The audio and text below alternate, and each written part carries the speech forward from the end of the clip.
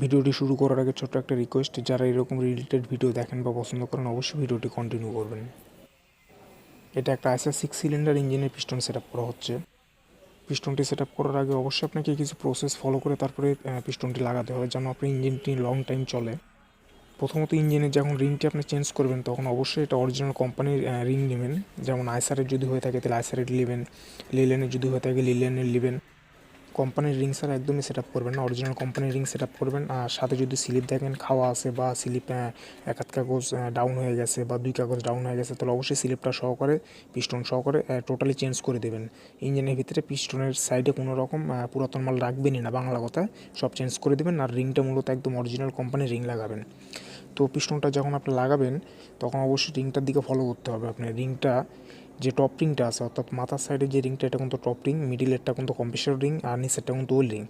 তো top ring আর হচ্ছে well রিংয়ের মাথা কিন্তু এক সাইডে থাকবে অর্থাৎ ফায়ারিংয়ের সাইডে থাকবে। তো ফায়ারিংয়ের সাইড কিন্তু ডাইন সাইড, অবশ্যই ডাইন সাইডে ফায়ারিংয়ের সাইডে ওয়েল রিং এবং টপ রিং এই দুইটার মাথা এক সাইডে একদম স্টেট বাই স্টেট থাকবে। আর ওয়েল রিং যেটা আছে এটা আপনার পাম্পের দিকে থাকবে অর্থাৎ ইলেকট্রিক পাম্প যে সাইডে আছে ওই ইলেকট্রিক পাম্পের সাইডে থাকবে। যে প্রসেসটা আপনাদেরকে বললাম এই প্রসেসে যদি আপনারা ইঞ্জিন সেট আপ করেন অবশ্যই আপনাদের ইঞ্জিন 2-5 বছরের মধ্যে হাত দেওয়া লাগবে না। হাফ ইঞ্জিন করলে না, ফুল ইঞ্জিন খোলাই লাগবে না। তো গাইজ ভিডিওটি এ পর্যন্তই। যদি ভালো লেগে থাকে অবশ্যই লাইক করবেন, শেয়ার করবেন। সবাইকে অসংখ্য ধন্যবাদ, ভালো থাকবেন।